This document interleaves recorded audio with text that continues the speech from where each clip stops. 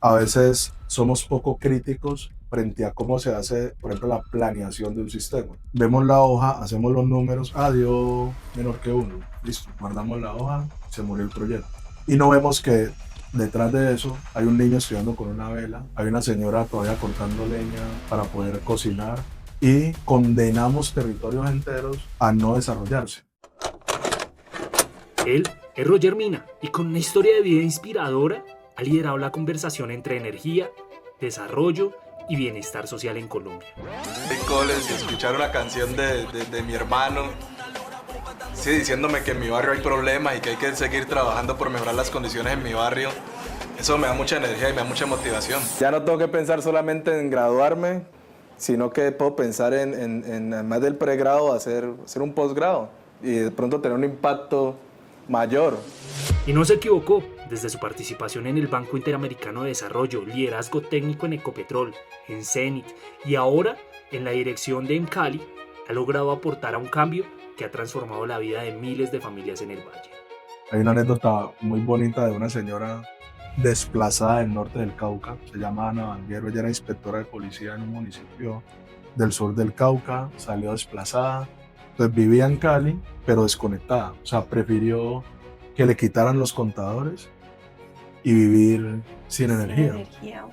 Y ahora ella genera la energía suficiente para su casa, pero también tiene un emprendimiento de calzado y además vende energía y con el excedente que le queda paga parte del acueducto del alcantarillado.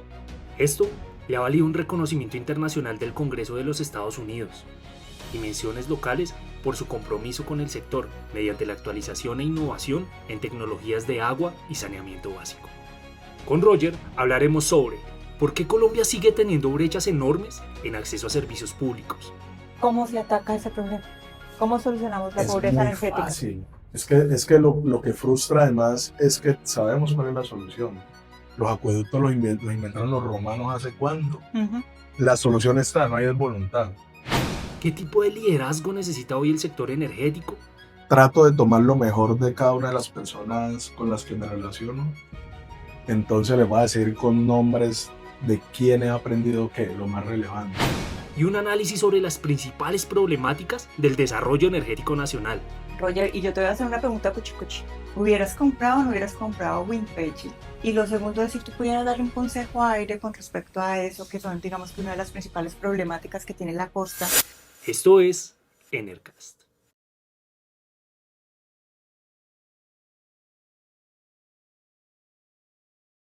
Roger, muchas gracias por aceptar la invitación. Estamos muy contentas de tenerte hoy y quiero que arranquemos con que nos cuentes un poquito de un reconocimiento que recibiste el año pasado por el gobierno de Estados Unidos.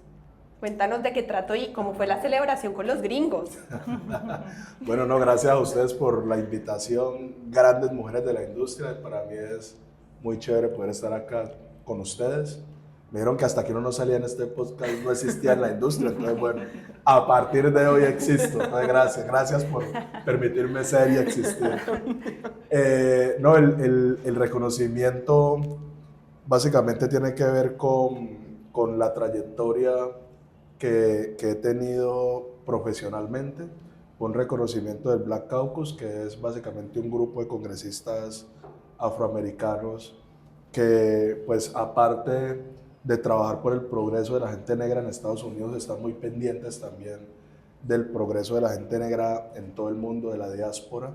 Entonces, fue un reconocimiento a eso, a liderar la empresa más importante del suroccidente colombiano, a haber tenido la oportunidad de estar en instituciones pues, que tienen una relevancia importante en la economía nacional.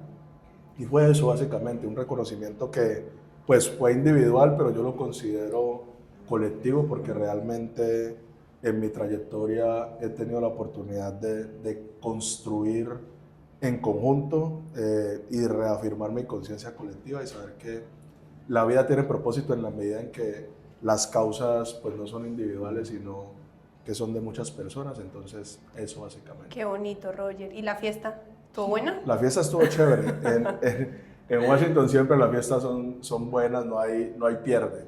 Entonces, no, chévere la fiesta, chévere poder hablar pues con personas que dan siempre perspectiva global. A veces tendemos a ser ombliguistas, digo yo, a veces cuando uno se queda en su contexto y en su pedacito, tiende a reducir el mundo a lo que ve, a lo que sus ojos alcanzan a ver.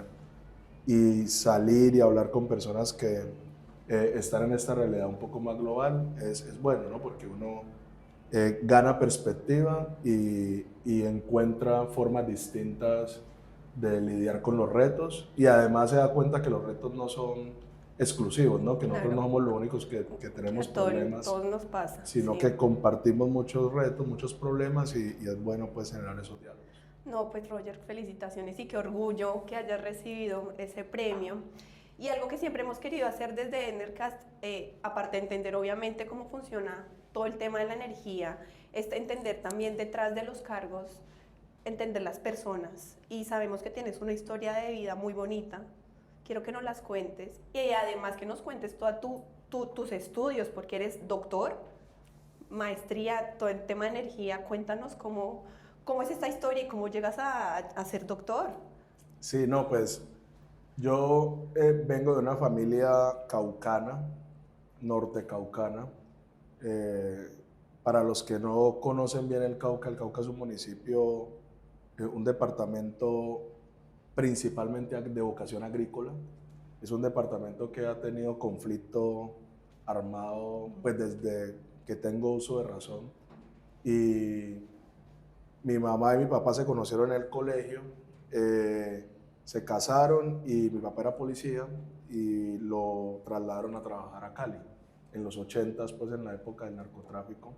A él lo mataron, yo no lo conocí, yo tenía 2 meses de nacido. Y mi mamá fue madre de cabeza de familia y pues nos sacó adelante con su trabajo como auxiliar de enfermería. Trabajó en el hospital de la Universidad del Valle, el Hospital Universitario del Valle, toda su vida y siempre nos inculcó pues el tema de la educación y ahorita conecto esa historia, pero básicamente salimos del Cauca, llegamos al oriente de Cali, que es la zona de Cali donde hay muchos barrios populares cerca al distrito de Agua Blanca, también a un contexto pues muy violento. Entonces en el Cauca está el tema del conflicto armado, pero en esa zona de Cali está el tema del conflicto urbano, de las pandillas y demás.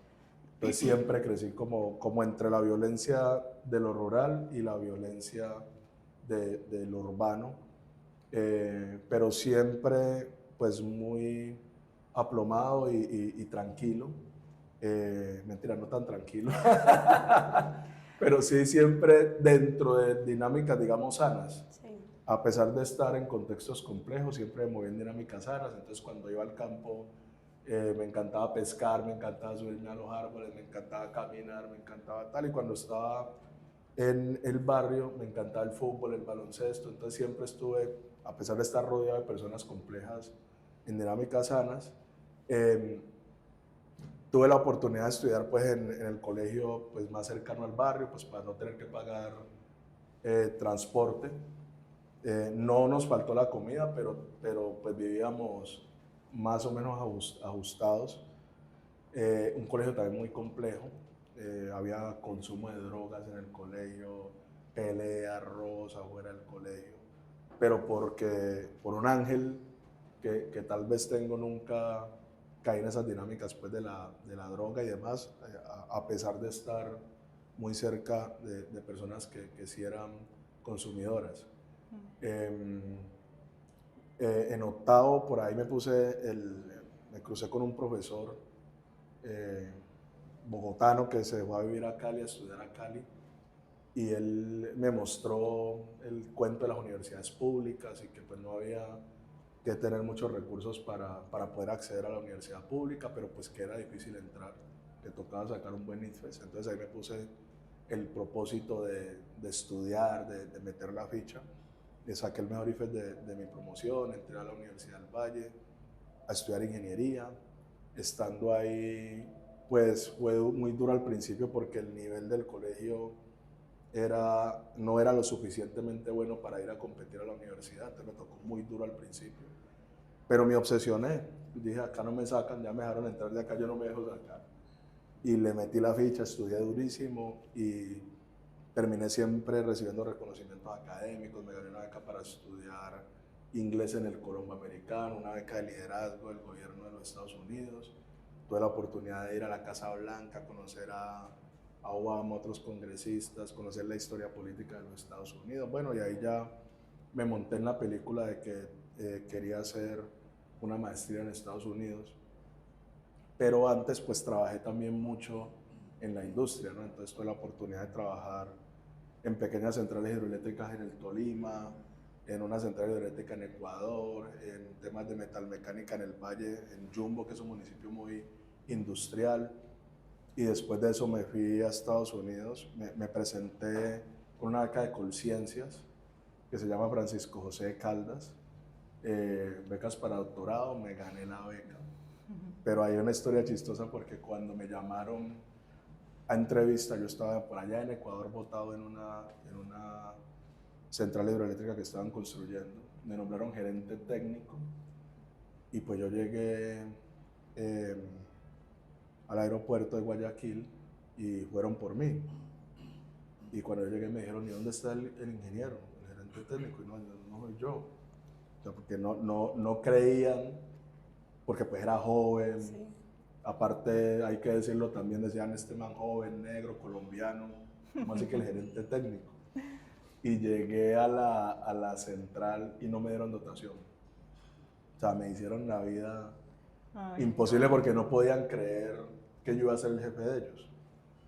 Y cuento la anécdota porque siempre ha sido así una lucha, pero a mí me gusta. Sí. Esos escollos enseñan y me gustan. Y me acuerdo que estaba allá, salíamos como cada 40 días porque era un campamento, tal. Ahí me metí a internet, vi lo de Colciencias, me presenté. Y me llamaron a Bogotá a entrevista para lo de las becas de doctorado. Y entonces recuerdo que fui al aeropuerto de Guayaquil para viajar a Colombia, no habían vuelos, y me tocó viajar en bus de Guayaquil a Cali, viaje larguísimo. ¿Cuántas horas en bus? En bus, Pucha. eran como 24 horas seguidas. Llegué a Cali y pues no tenía plata pues en ese tiempo para venir a Bogotá en avión, entonces otro bus para viajar de Cali a Bogotá a la entrevista. Y recuerdo que yo programé el viaje con mucho tiempo de antelación. O sea, si la entrevista era a mediodía, yo llegaba a Bogotá en teoría a las 6 de la mañana, calculando que me demorara 16 horas entre Cali y Bogotá en bus. Pues cerraron la línea por un accidente. Ay, no. Cerraron la vía y me tocó bajarme por allá subiendo entre Cajamarca y entre Calarcá, Quindío y Cajamarca, Tolima, en la línea pues, la vía totalmente cerrada. Llegaron las 12, la hora de la entrevista, y yo estaba en la línea. Uy, Y decía, no no. puede ser que yo me vaya a perder esa oportunidad. Pero bueno, me acuerdo que me bajé en la línea y le dije a una señora de ahí de la vía que me dejara entrar a la casa de ella a bañarme, que yo le daba 2.000 pesos. Me bajé, me bañé en la casa de la señora, me puse el saco, corbata, todo, y cuando había dejado los zapatos del traje, entonces iba con unos zapatos que nada que ver. El hecho, para hacerle la historia larga, corta, llegué a las 6 de la tarde a Bogotá. En tenis. En tenis y con traje, con saco y corbata, porque íbamos para adelante. Pues sí. Ya habían cerrado todo, eran las 100 y estaba el vigilante. Y yo, señor, yo vengo a una entrevista. ¿A qué hora? A las 12. El señor dijo, este man está loco.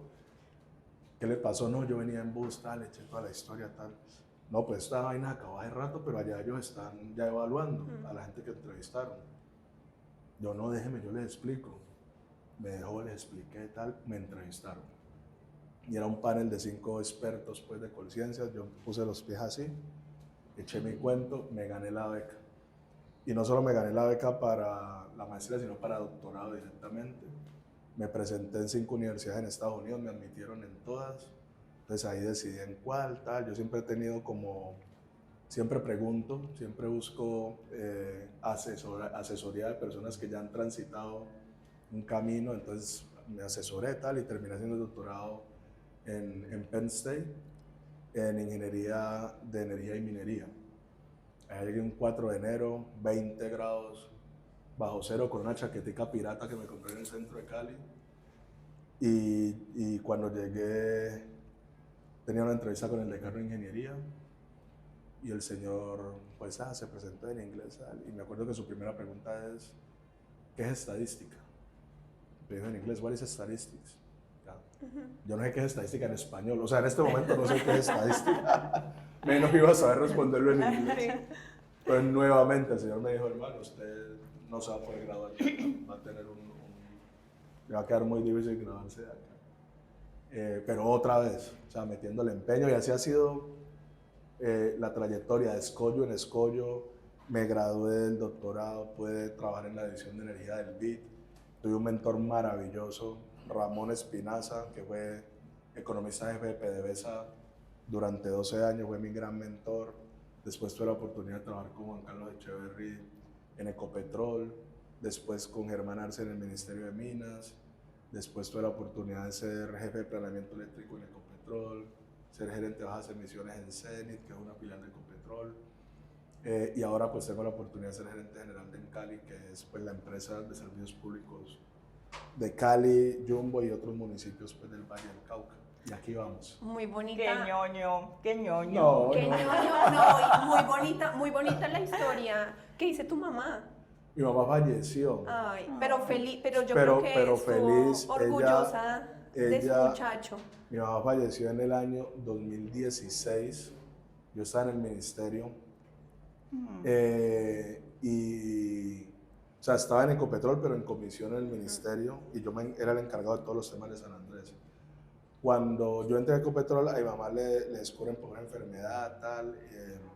Se hizo pues todo lo humanamente posible, pues porque Ecopetrol tiene un sistema médico pues excelente. ¿Qué? Pero sí, falleció, pero afortunadamente, digamos, alcanzó a ver pues el orgullo de hijo. sí, Qué y que bonito. sus hijos siempre tenían el tema pues de trabajar con humildad, pero con firmeza. Y el tema de la educación y el mantenerse uno alejado de dinámicas pues que no, Sí, que nada qué que bien. ver. Ajá. Roger, digamos que, bueno, nos has contado unas historias súper inspiradoras y a título personal, pues que los que te conocemos y te queremos, pues sabemos de la calidad humana y profesional que tienes. Y vemos que, claro, tú lo acabas de decir y has liderado desde varios contextos. Pasaste por banca multilateral, estuviste en la parte técnica en Zenit y en Ecopetrol. ¿Qué consideras tú que es lo más relevante que tú crees que has aprendido en temas de liderazgo? ¿Y qué dirías tú que en ese sentido debería tener un líder en el sector energético? Sí, a nivel personal, yo trato de tomar lo mejor de cada una de las personas con las que me relaciono. Entonces les voy a decir con nombres de quién he aprendido qué, lo más relevante. Yo he hablado ahorita de Ramón Espinaza. Ramón Espinaza era un señor muy importante en Venezuela, muy, muy importante. Y era un señor consultado permanentemente por líderes mundiales del sector petrolero. Es un señor que tenía incidencia incluso sobre países como Arabia, como Estados Unidos, como, bueno, toda la industria petrolera que es muy poderosa. Un señor que nunca trataba mal a nadie. Nunca lo vi tratar mal a nadie. Y eso no quería decir que no demandara objetivos y resultados.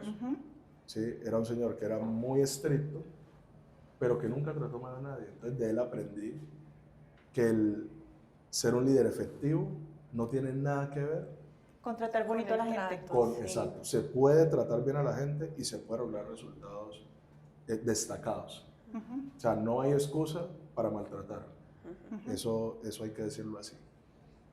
De una persona como Juan Carlos Echeverry aprendí que hay que tener método.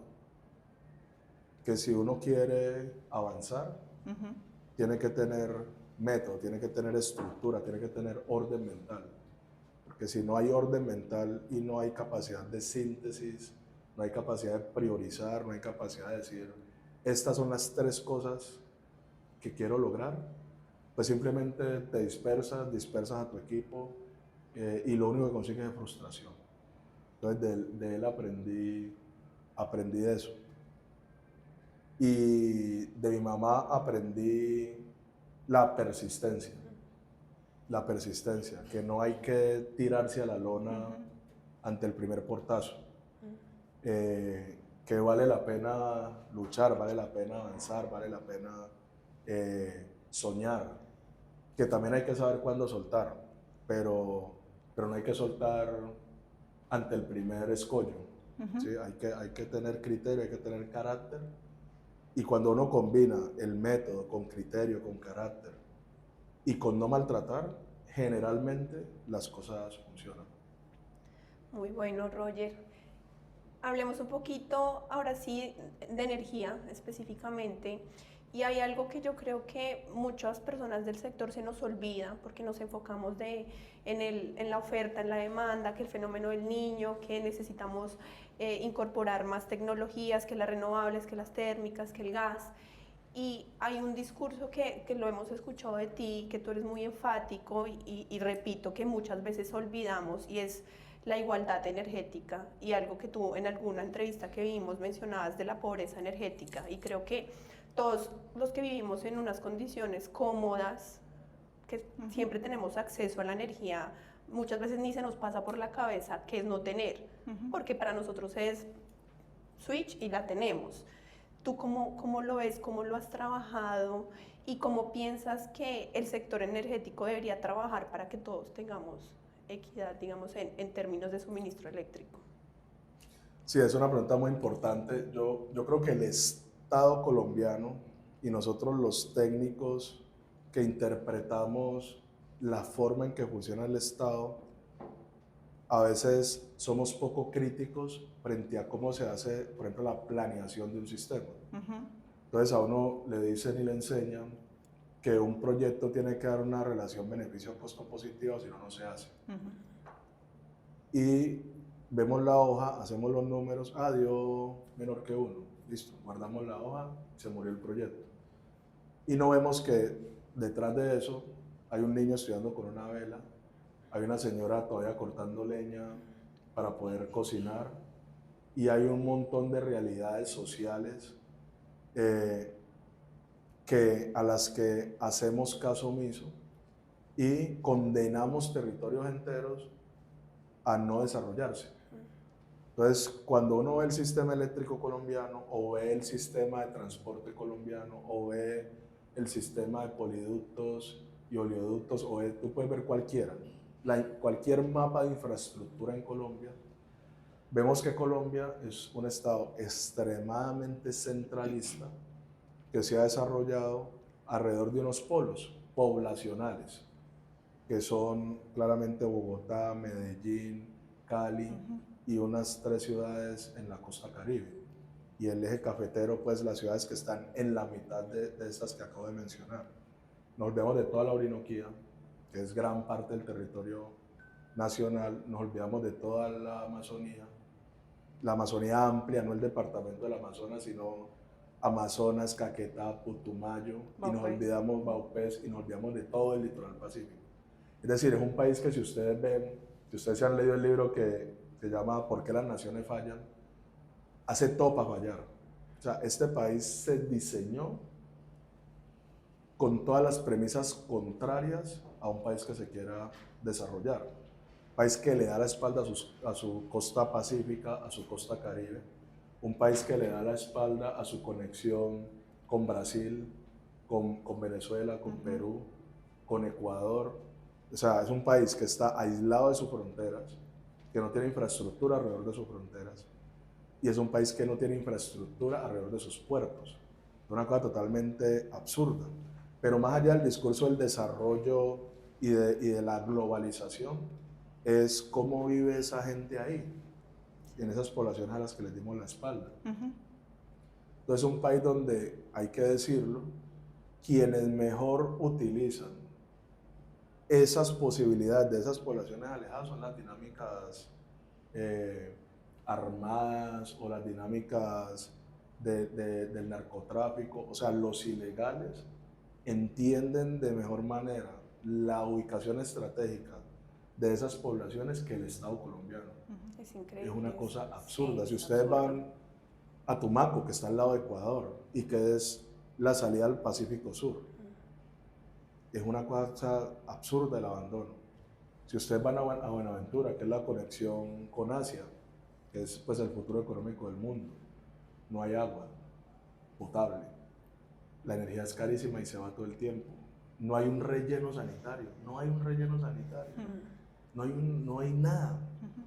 O sea, si uno quiere montar una fábrica de hielo en Buenaventura, no hay condiciones para una fábrica de hielo. Y decimos, ay, pero ¿por qué eso era tan violento? ¿Sí? Unas tasas de desempleo del 80%, pues yo creo que el DANE ni las cuenta, o sea, ya ni llegan las encuestas del DANE. Unas cifras que si uno las trasladara a cualquier ciudad intermedia serían un escándalo. Pero como son allá, se volvieron normales. Entonces, la pobreza energética es real, es grave, y lo más grave es que nosotros, los técnicos que tenemos la capacidad de entender y de incidir, la normalizamos y creemos que eso es así porque la relación beneficio-costo es menor que uno. ¿Cómo se ataca ese problema? ¿Cómo solucionamos la Es pobreza muy energética? fácil. Es que lo que frustra además es que sabemos cuál es la solución. La solución ya no es construir grandes líneas de transmisión. La solución es la generación descentralizada. En Tumaco hay biomasa, hay mar, hay viento, hay ríos en todo el litoral pacífico para pequeñas centrales hidroeléctricas. Sabemos que ya no se van a hacer grandes embalses y no tiene sentido ambiental, pero se pueden hacer pequeñas centrales hidroeléctricas. Los acueductos los inventaron los romanos hace cuánto. O sea, ¿qué le vamos a inventar, a reinventar a un acueducto? Eso ya es tecnología aprobada. Los rellenos sanitarios están reinventados. La solución está, no hay voluntad. Hay discurso en algunos lados, pero ese discurso no ha hecho match con la voluntad no de decir, sino de hacer. Porque es que no es solamente decir lo quiero hacer y no es solamente tener una apropiación presupuestal, es asegurar que se haga. Y eso no ha pasado. Y eso no ha pasado. Y pasemos a esta pregunta de infraestructura, ya que estamos hablando de ella, porque claro, ahí hay mucho que cortar también, Roger. Están los temas de corrupción, mientras en este país no se siga planeando, ejecutando e integrando todas esas sinergias, pues seguramente no vamos a tener los resultados que todos quisiéramos tener. Y hablamos de Encali. Llegas a Encali, o sea, netamente un operador de red. Sí. También con muchos desafíos, con muchas expectativas, con muchos retos y muchas presiones, sobre todo de índole político, por lo que hemos podido ver. En ese contexto, ¿cuál digamos que fue el tema que más te sorprendió al llegar a dirigir la compañía? Y también como pues, hemos escuchado temas también de escándalos sobre algunos temas de corrupción al interior de la compañía. ¿Qué sientes tú? ¿Qué te sorprendió? ¿Qué has llegado, digamos, que a implementar en torno a lo que nos estás mencionando? Temas de pérdidas técnicas, de pérdidas no técnicas, de mantenimientos de redes, de expansión de redes, de energías renovables. ¿Qué estás viendo y cómo te ha sorprendido gratamente e ingratamente esa dirección? Encali es una empresa muy importante, es una empresa bonita, es una empresa que ya va a cumplir casi 100 años, que tiene acueducto, alcantarillado, energía eléctrica en todos sus segmentos, generación, transmisión, distribución, comercialización, y tienen un negocio de telecomunicaciones, una empresa 100% pública. No sabía qué transmisión. Sí. Bueno, no, transmisión lo tiene en su objeto social, pero realmente no ok. estamos en ese negocio. Con la distribución. No estamos directamente, estamos a través de vehículos. O sea, tenemos asiento en la Junta de Celsia, por ejemplo, que hace transmisión, y estamos en tenemos acciones en varias empresas del sector. Es una empresa de más o menos 2.500 trabajadores directos y como una fuerza laboral de 4.000 trabajadores en total. Y tenemos una base de usuarios de más o menos 3 millones de personas. Chévere, grande. Es una empresa que tiene un presupuesto de más o menos 4 billones de pesos y tiene posibilidad de hacer muchísimas cosas y de incidir sobre esta realidad que mencionábamos, por ejemplo, la pobreza energética y demás, no solo en Cali, sino en el litoral pacífico. y ahí hay una tarea importante por hacer, que la empresa no se conciba como la empresa que le soluciona el tema a Cali y a los municipios más desarrollados, sino que le da la mano a estas poblaciones que han estado históricamente al margen. Cuando llego encuentro una empresa con muchas falencias administrativas que la habían alejado de las buenas prácticas empresariales. Por ejemplo, le han quitado la revisoría fiscal y se han tomado una serie de decisiones totalmente contrarias pues, a lo que le convenía a la empresa. Entonces, lo primero que hice fue tomar acciones para normalizar el funcionamiento de la empresa. Nada excepcional, simplemente que la empresa tenga las mejores prácticas de la industria.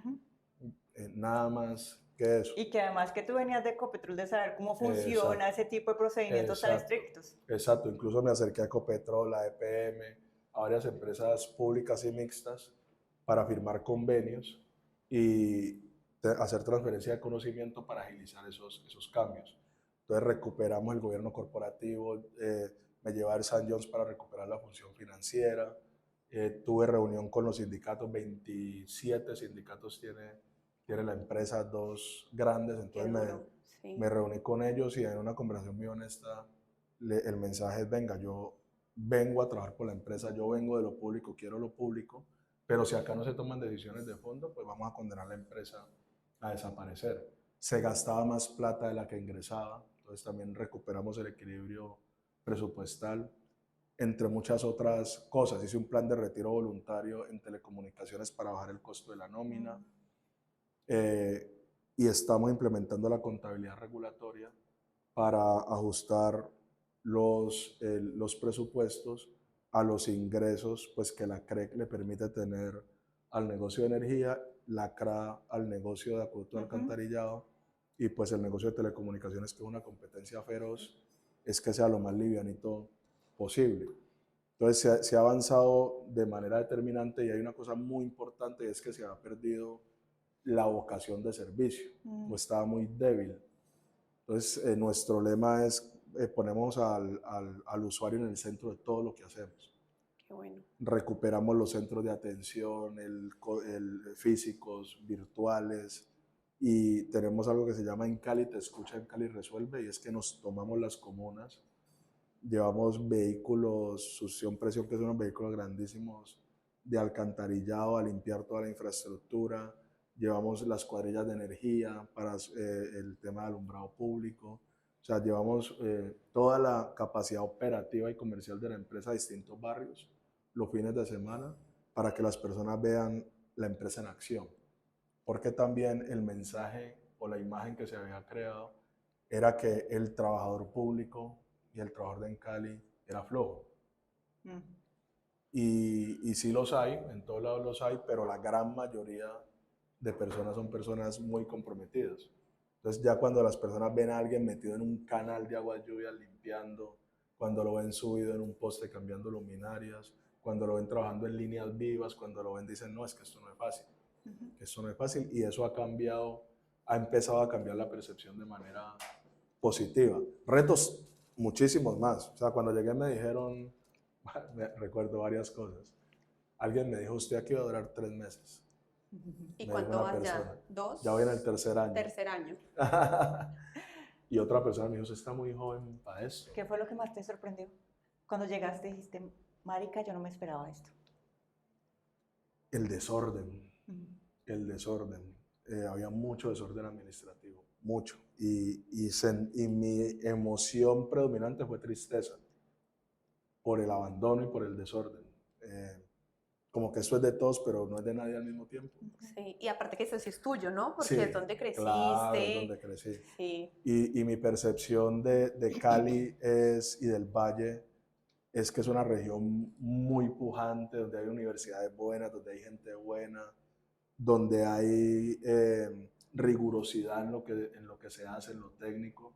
Entonces, como que en mi cabeza, como yo estoy en la Universidad del Valle, la Universidad del Valle es muy exigente. Para mí la hermanita de la Universidad del Valle era en Cali, en lo que hacía. Entonces, llegar y no ver esa rigurosidad que yo tenía en mi cabeza, pues me generó un impacto y me generó tristeza. Claro. Pero dije, no, aquí vinimos a a A trabajar. capitalizar oportunidades, no a quejarnos, Bien. a resolver problemas, y en eso estamos. Y está trabajando en renovables. Chévere, estamos Chévere. trabajando en renovables. Tenemos un proyecto muy bonito que es el proyecto Hogares Energéticamente Sostenibles, donde hemos instalado 2.000 soluciones solares Qué individuales bien. en Llano Verde y Potrero Grande, en el distrito de Agua Blanca, sectores muy populares de la ciudad. Hay una anécdota muy bonita de una señora desplazada del norte del Cauca, se llama Ana Vanguero, ella era inspectora de policía en un municipio del sur del Cauca, salió desplazada, llegó a Cali y no tenía para pagar los servicios públicos. Entonces vivía en Cali, pero desconectada, o sea, prefirió que le quitaran los contadores y vivir sin energía. Y le quitaron Ella los los- prefirió quitarlo. quitar. Y llegamos con este programa, Hogares Energéticamente Sostenibles, y ahora ella genera la energía suficiente para su casa, Ujú. pero también tiene un emprendimiento de calzado Mm. y además vende energía y con el excedente que le queda paga parte del acueducto y del alcantarillado. Qué Entonces es bonito. ver cómo uno transforma realidades con ese tipo de proyectos. Es un proyecto que hicimos con FENOGE, Sí. con el gobierno nacional, y lo queremos ampliar. Vamos a hacer 2.000 soluciones más. Ya tenemos 2 proyectos de generación distribuida en la ciudad de 1 megavatio cada uno. Estamos instalando sistemas también en las estaciones del transporte masivo de la ciudad, y estamos generando un instructivo para que las personas sepan cómo pueden hacer para instalar paneles solares en sus empresas, en sus predios privados, porque creemos que debe haber una gran explosión del tema solar en la ciudad, pues para aprovechar el potencial, pero también para que en Cali, que no ha sido una empresa con una posición dominante en generación o importante en generación, pues disminuya su dependencia del mercado mayorista, pues que tiene tanta incertidumbre, tantas cosas por resolver en este momento. Estás haciendo visible lo olvidado. Exacto. Qué exacto, bueno, tal Roger. cual. Te felicito realmente Muchas porque gracias. es muy bonito, Muchas realmente. Pregunta sobre las pérdidas no técnicas de la red. ¿Cómo se está manejando el tema desde en Cali? ¿Qué tipo de tecnologías avanzan para que precisamente se puedan evitar ese tipo de robos de energía de la red? Y lo segundo es si tú pudieras darle un consejo a Aire con respecto a eso, que son, digamos, que una de las principales problemáticas que tiene la costa. ¿Tú qué dirías? ¿Qué les aconsejarías y cómo resolverías esos problemas desde ya tu visión como... Es un problema complejo que tiene 2 dimensiones. Hay una dimensión humana, pero también hay una dimensión de la cultura de lo fácil y de lo ilegal. Me explico. Hay pérdidas no técnicas de las panaderías, de los lavaderos, de avivatos que simplemente tienen cómo pagar, pero pues quieren, Prefieren no hacer. sí, prefieren la cultura del atajo y la cultura de la ilegalidad, Sí. y eso hay que atacarlo de frente. Y es cortarles, multarles y transferir incluso a las autoridades para que tomen medidas. Es un delito, pues que se llama apoderamiento o uso fraudulento pues, de la infraestructura, y eso hacemos nosotros permanentemente con ese tipo de usuarios. Pero hay una dimensión humana de asentamientos humanos de desarrollo incompleto que se ubican en territorios que tienen riesgos no mitigables. Entonces no se les puede proveer el servicio legalmente, pero pues son personas que en última necesitan agua, necesitan energía, y es mucho más complejo o imposible simplemente llegar y cortarles el servicio. Es un problema mucho más complejo que en la ciudad es importante, pero no afecta de manera drástica los resultados financieros de la empresa, como pasa por ejemplo en Aire o en Afinia. Cali tiene una ventaja, y es que es un mercado muy concentrado, con una muy buena cultura de pago, entonces eso amortiza un poco este fenómeno del apoderamiento. Mi opinión frente al tema del Caribe en general, Aire y Afinia, yo creo que hay un problema estructural que no se va a resolver desde lo privado. Creo que tiene que haber una intervención de fondos del Estado, y la primera intervención de fondo es que la infraestructura funcione para que ahora sí los operadores de red sobre esa infraestructura puedan operar con normalidad y para que las personas pues empiecen a cambiar esa cultura del no pago y del apoderamiento, porque es que es un círculo vicioso en el que yo no pago porque el servicio es malo, pero el servicio es malo porque no pagas, entonces no hay cómo invertir, ¿sí?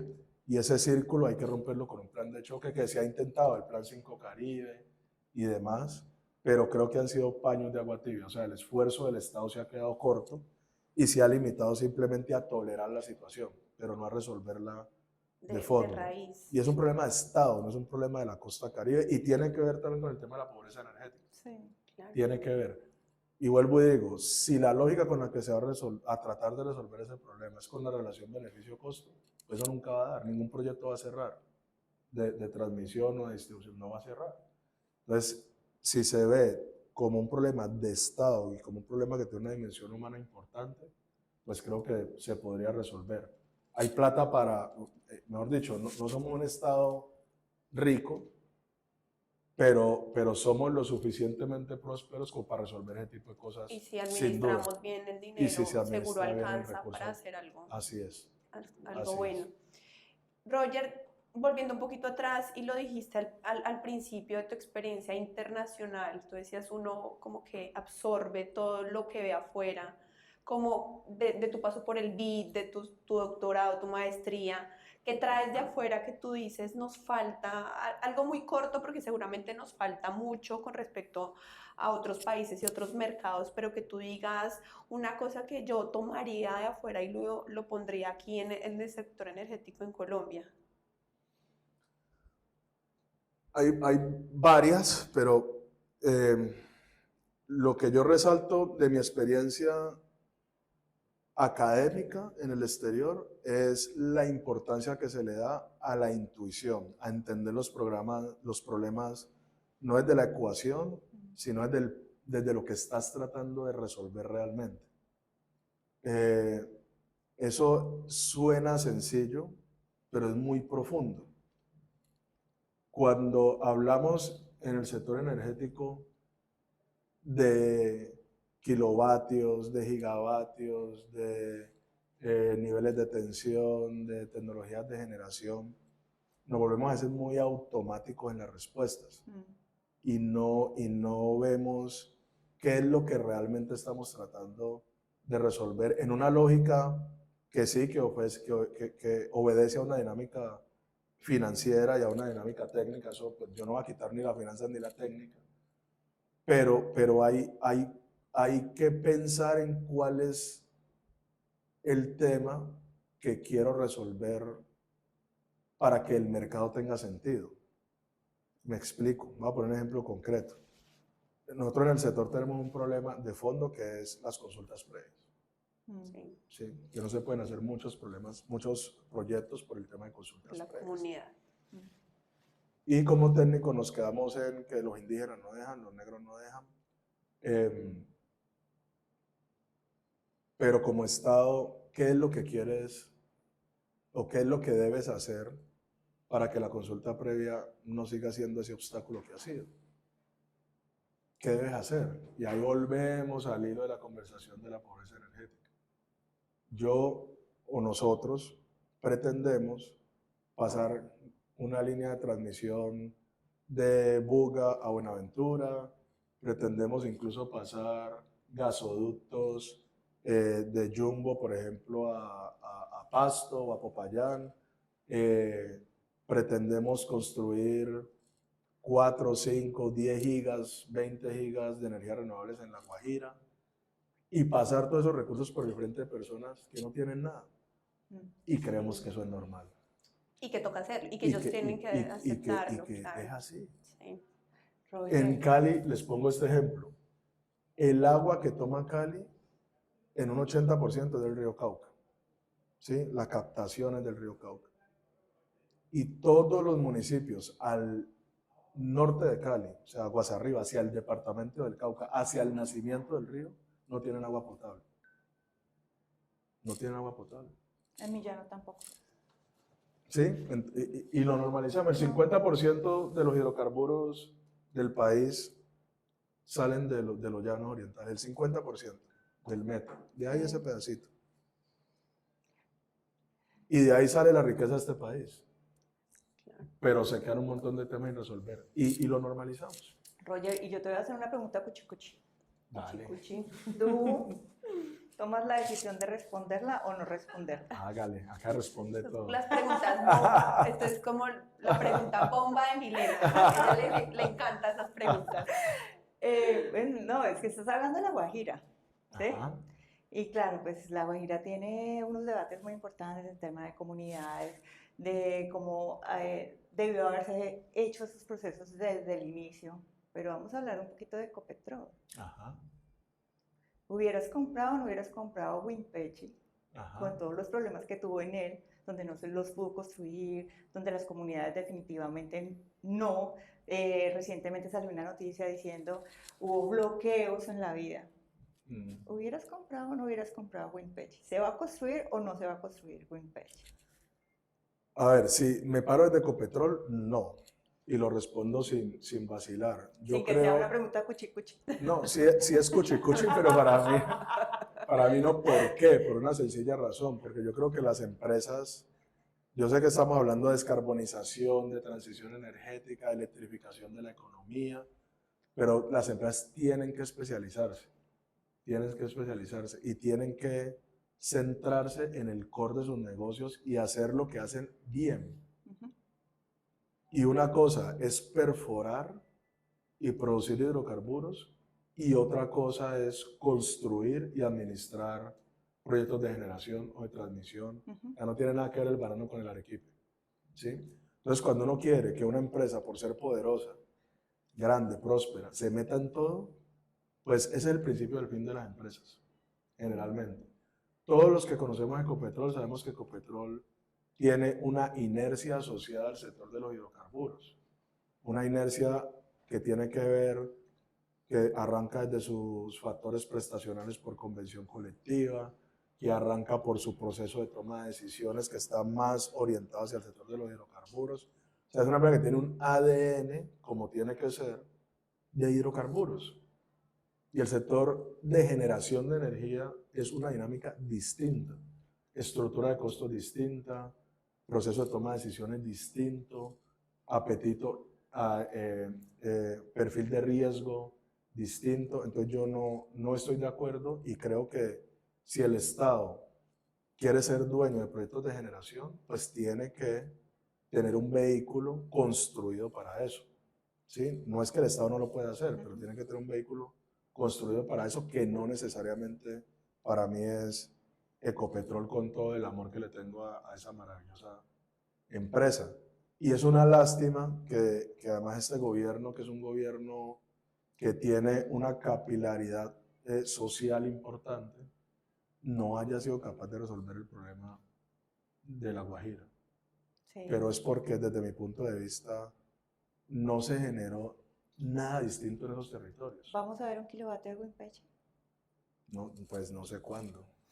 No, está muy complicado. Está difícil, pero bueno. Vamos a La hacer pregunta una- tal vez es si vamos a ver una gota de agua ¿En La Guajira? en La Guajira. Sí, sí. de Estamos acuerdo. hablando, mira, De es acuerdo, que, y Roger. perdón que me extienda en eso, pues es que es algo que hasta genera un poquito de escozor. Sí. O sea, como nosotros estamos hablando de hidrógeno verde en La Guajira, de yo no sé cuántos gigavatios, de un poco de cosas así sofisticadísimas, importantes, y no resolvemos una cosa elemental de agua. Te lo decía ayer, Juanda, eso. Lo hablábamos. De eso es una Entonces percepción vamos propia también. Vamos a tratar el agua, desalinizar el agua, tal y tal, para producir hidrógeno. Sí.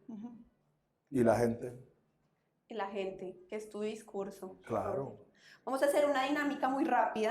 ¿Verdadero y falso, Roger? listo. ¿El servicio de energía en Colombia podría ser más barato si se repensaran algunos de los incentivos actuales del mercado?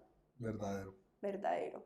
¿Las empresas públicas deberían asumir un papel más activo en la transición energética, incluso si eso implicará incomodar a los actores tradicionales? Falso. ¿Falso por qué? Como me dijeron que todo lo decía verdadero o falso. Yo soy juicioso, yo hago caso. No, porque para mí no es una discusión de público versus privado.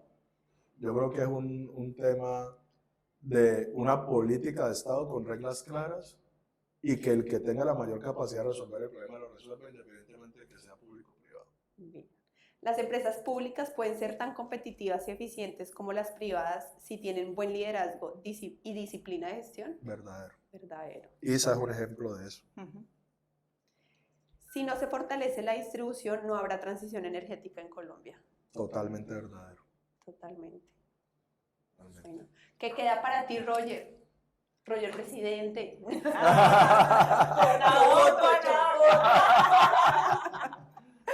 No. Para mí, no, a mí mi propósito en la vida es servir, ayudar a resolver problemas, pero sin delirios de salvador, ¿no? O sea, nosotros tenemos que servir, tener conciencia colectiva, pero también tenemos que gozarnos y ser felices y compartir con los amigos, la familia y tal. Entonces, acá estamos avanzando al servicio de nuestras causas. Muy bueno. Roger, ¿y esta es tu casa? Muchas Esperamos tenerte en otra temporada seguramente del podcast. Nos encantó tenerte. Gracias por aceptar nuestra invitación. Muchas gracias. Y gracias por esta conversación diferente porque es una conversación humana que se nos olvida muchas veces. Así es. Finalmente, la energía va para las personas Así es. y se así nos es, olvida a veces. Así es. Muchas gracias. A ustedes, muchas gracias.